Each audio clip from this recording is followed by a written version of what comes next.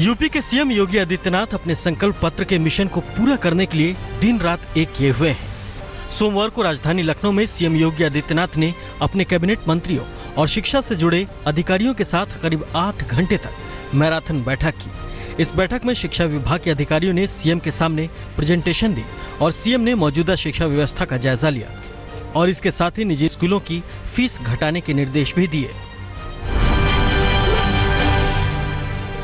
CM योगी के साथ शिक्षा अधिकारियों की बैठक में उच्च, माध्यमिक और प्राविधिक शिक्षा को लेकर चर्चा की गई। बैठक में नकल रोकने, गुणवत्ता परक शिक्षा देने और शिक्षा का कैलेंडर तय करने पर चर्चा हुई। साथ ही इंजीनियरिंग कॉलेजों में शिक्षा का स्तर सुधारने पर भी बैठक में मंथन हुआ। सरकार ने प्रदेश में खाली पड़े शिक्षकों के पदों को भरे जाने पर भी अधिकारियों से चर्चा की।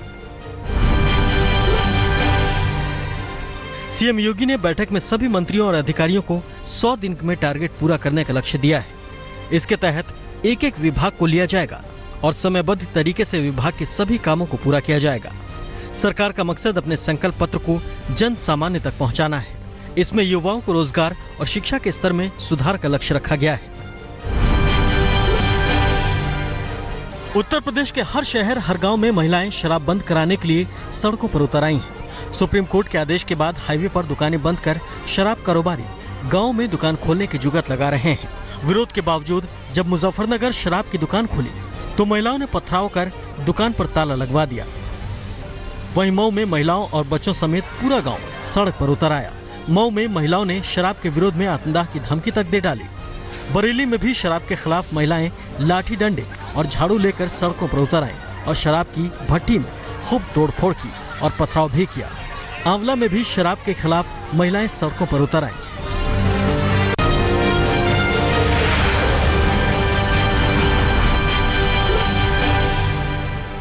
जेटली मानहानि केस में सरकारी खर्चे से मुकदमा लड़ने की प्लानिंग में दिल्ली के सीएम अरविंद केजरीवाल घिर गए।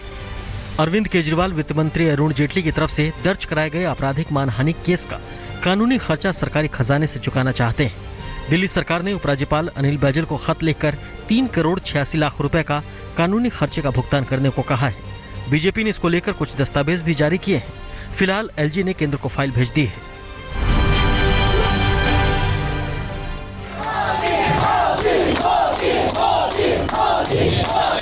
पूर्वी दिल्ली के लक्ष्मीनगर इलाके में आम आदमी पार्टी की जनसभा में मोदी मोदी के नारे की गूंज सुनाई दी।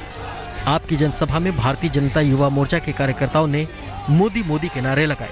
इस सभा में दिल्ली के डिप्टी सीएम मनीष सिसोदिया, स्थानीय विधायक नितिन त्यागी और निगम के प्रत्याशी रविंद्र कोचर मौजूद थे। बाद में पुलिस ने मौके पर पहुंचकर बीजेपी युवा मोर्चा के कार्यकर्ताओं को वहां से भगाया।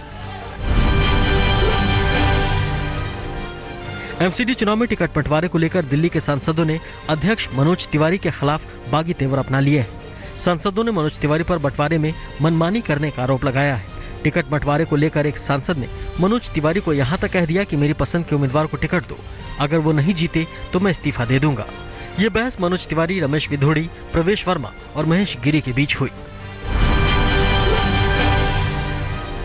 बिहार के बेगूसराय में प्रदेश बीजेपी की तरफ से पंडित दीनदयाल उपाध्याय के जन्म शताब्दी वर्ष के मौके पर कार्यक्रम का आयोजन किया गया।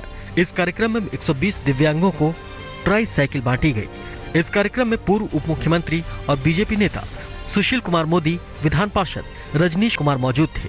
इस समारोह में स्थानीय सांसद भोला सिंह को नहीं बुलाया गया था, जिससे वो नाराज हो गए और उन्होंने इसकी शिकायत पीएम मोदी, राष्ट्रीय अध्यक्ष और विभागीय मंत्री से की है। बिहार के वन एवं पर्यावरण मंत्री और आरजेडी सुप्रीमो लालू प्रसाद यादव के बेटे तेज प्रताप एक नए विवाद में घिर गए हैं। बीजेपी ने तेज प्रताप पर अपनी ही जमीन की मिट्टी 80 लाख रुपए में चिड़ियाघर को बेचने का आरोप लगाया है। दरअसल चिड़ियाघर में वॉकिंग ट्रैक बनाने के लिए लगातार मिट्टी लाई जा रही है। बीजेपी का आरोप है कि इस मिट्टी का संबंध तेज प्रताप से है। वहीं तेज प्रताप ने इन आरोपों को खारिज किया है।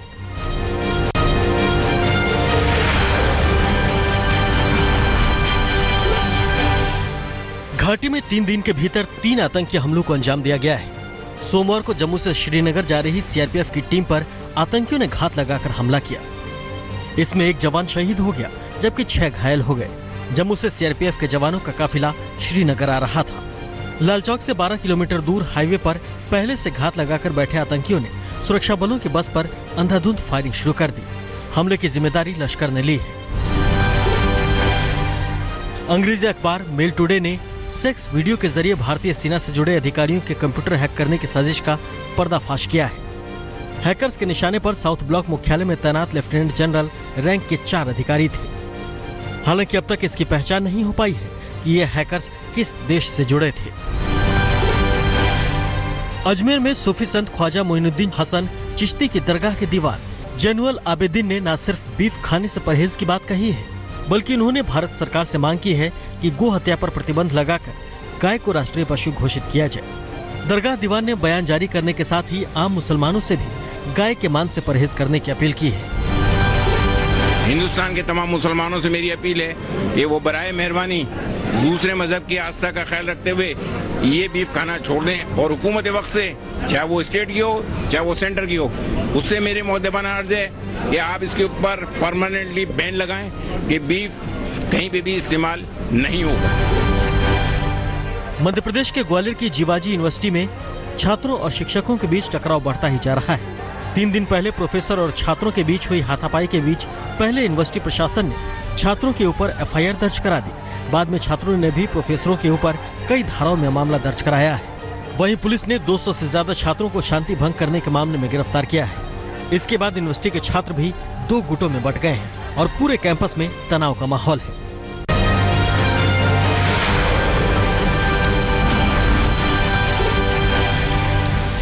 दिल्ली के नजफगढ़ इलाके में 48 साल की महिला की गोली मारकर हत्या कर दी गई। मंजू को सोमवार की शाम अज्ञात बदमाशों ने गोली मार दी।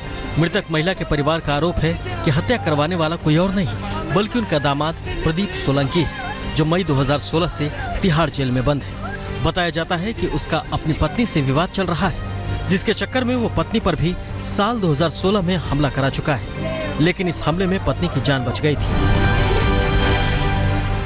पुणे में बीजेपी विधायक की बेटी पर जानलेवा हमला किया गया है। वनी विधानसभा क्षेत्र के विधायक संजय बोतकुलवार की बेटी अश्विनी पर हमला किया गया। दरअसल इंजीनियरिंग की पढ़ाई कर रही अश्विनी की उसी की क्लास में पढ़ने वाले छात्र राजेश बख्शी के साथ कहासुनी हो गई। इसके बाद राजेश ने धारदार हथियार से अश्विनी पर हमला कर दिया, जिसमें वो गंभीर रूप से घायल हो गई। पुलिस ने आरोपी को गिरफ्तार कर लिया है। पुलिस के मुताबिक आरोपी अश्विनी से एक तरफा रिश्ता बनाना चाहता था।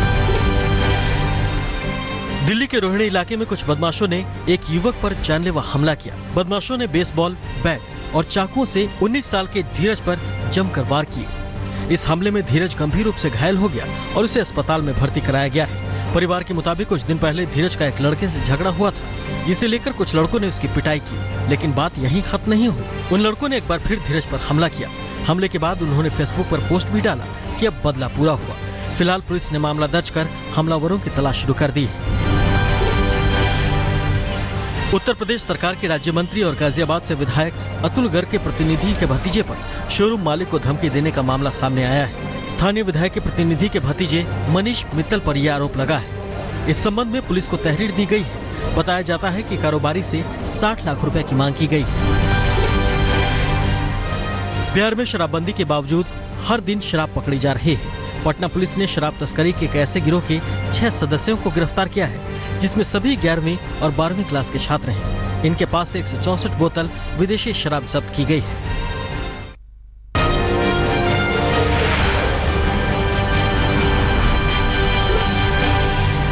मुंबई में 23 साल के युवक के खुदकुशी करने का मामला सामने आया है। यहाँ बांद्रा के 5 स्टार होटल ताज लैंडसेंड की 19वीं मंजिल से कूदकर अर्जुन भारद्वाज नाम के लड़के ने खुदकुशी कर ली। सुसाइड से पहले इसने वीडियो भी बनाया और उसे फेसबुक पर अपलोड भी किया। इस वीडियो का टाइटल उसने दिया कि सुसाइड कैसे की जाए। पुलिस के मुताबिक अर्जुन भारद्वाज डिप्रेशन का शिकार था। अर्जुन ने अपने करीबियों के लिए कुछ नोट्स भी लिखकर छोड़े हैं। फिलहाल पुलिस खुदकुशी की वजह जानने में जुटी है। गुजरात के गांधीनगर में ससुराल वालों ने दहेज की मांग कर रहे अपने दामाद की जमकर पिटाई कर दी। दरअसल गांधीनगर में रहने वाली एक लड़की की शादी अहमदाबाद में हुई थी। शादी के बाद उसके पति ने दहेज की मांग करते हुए उसके साथ हाथापाई की, जिसके बाद लड़की अपने मायके में आ गई। घटना के दिन युवक अपनी पत्नी से मिलने ससुराल आया और यहाँ भी उसके साथ हाथापाई करने लगा, जिसके बाद लड़की के परिवार वालों ने उसकी जमकर पिटाई कर दी। यूपी के मेरठ में 13 अवैध एम्बुलेंस को जब्त किया गया है। एसएसपी के निर्देश पर मेडिकल थाना पुलिस ने 13 एम्बुलेंस पर कार्रवाई करते हुए मोटर वाहन एक्ट के तहत चालान कर दिया। इन एम्बुलेंस में मेडिकल के मरीजों को आसपास के नर्सिंग होम में शिफ्ट किया जाता था। इसमें तमाम सीनियर डॉक्टरों की भी मिलीभगत होती थी। नर्सिंग होम में भर्ती कराकर ये मरीजों से मनमानी रकम वसूलते थे।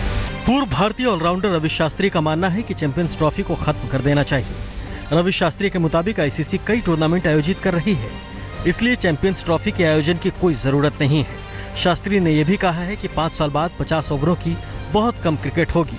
शास्त्री सोमवार को मुंबई में प्रेस कॉन्फ्रेंस को संबोधित कर रहे थे। कोलकाता की सेनको गोल्ड ज्वेलरी स्टोर ने आईपीएल के दौरान ग्राहकों को लुभाने के लिए Kolkata night Riders jewellery collection पेश किया है।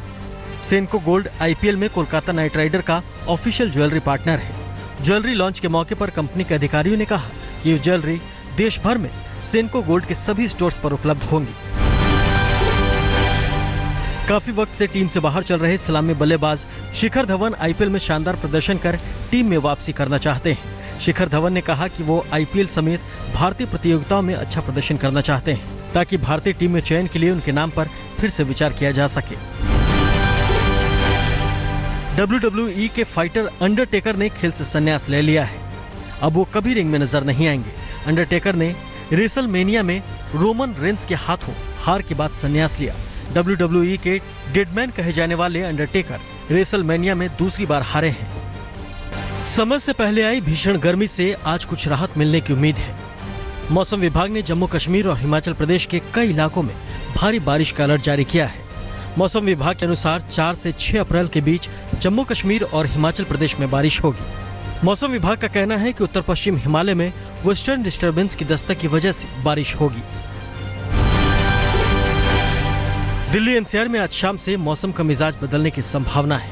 मौसम विभाग का कहना है कि 5 अप्रैल की शाम तक दिल्ली एनसीआर में धूल भरी आंधी के साथ कई जगहों पर बारिश हो सकती है। पंजाब, हरियाणा और राजस्थान में भी धूल भरी आंधी का अनुमान जताया गया है। मौसम विभाग ने उत्तराखंड में 4 अप्रैल से 5 अप्रैल तक भारी बारिश का अनुमान जताया है।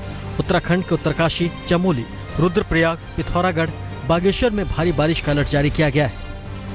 उत्तराखंड के कई इलाकों में ओले गिरने की भी संभावना है।